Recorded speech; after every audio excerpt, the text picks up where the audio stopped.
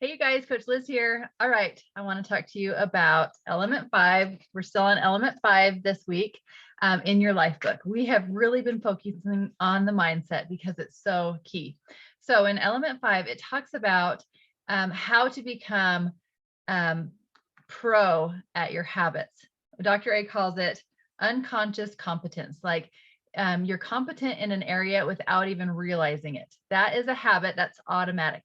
Wouldn't that be ideal to be that way with our habits? So I'm going to go over our 5 habits that we really want to focus on. And then I'm going to talk about how to be aware if you are unconscious that you're not good at that, or if it's such a habit that you don't even have to think about it. So our high 5, as a reminder, is number 1, water, hydration. Are you getting your water? Are you eating 6 small balanced meals per day to balance your blood sugar?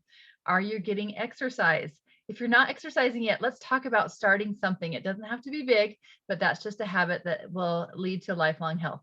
Also, sleep. Are you getting a good 7 hours of sleep at least per night?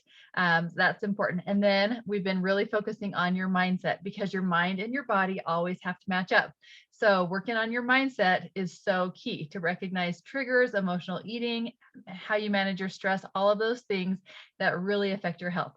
So the 4 areas of competency that Dr. A talks about, it's actually on page 143. If you want to go there, I wish I had a visual to show you, but it's a chart that looks like this and it walks you through.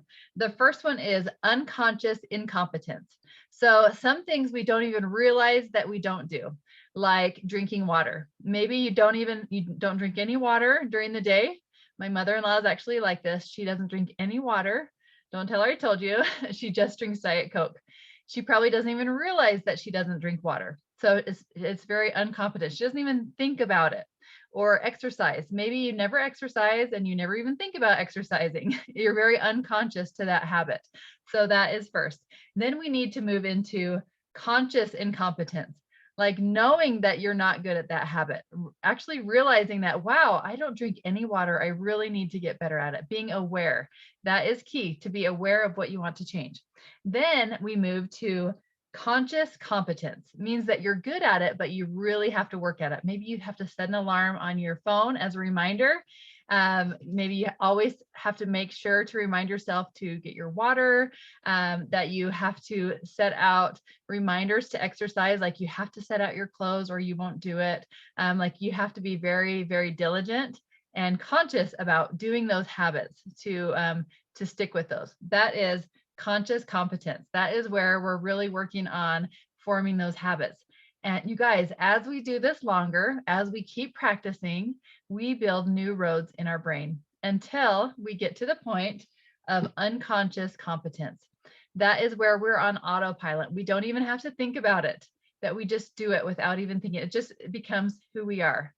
Wouldn't that be amazing if we had that competency in all 5 of those areas? That's what we're working on, you guys. And I just have to read this thing that Dr. A talks about our community. He says, I have found that the clients who are plugged into our community have a much higher rate of success. If you are alone, then you fail alone and potentially might give up. If you are plugged into our community and you fail, you are encouraged, inspired, and reminded that this is simply a temporary setback. And by continuing, you will build the ability to succeed. It also leads to many people to also decide to become coaches and help themselves as they assist people they work, play, and socialize with to develop better health and share a higher state of well-being. That is one thing that I love about health coaching, is I am not perfect. I'm not perfect in all of these areas. I still have to consciously work on a lot of these areas, but because I help other people and I'm teaching other people, it helps me to become more conscious of that. And the more I practice, the more it becomes very just automatic to practice those healthy habits.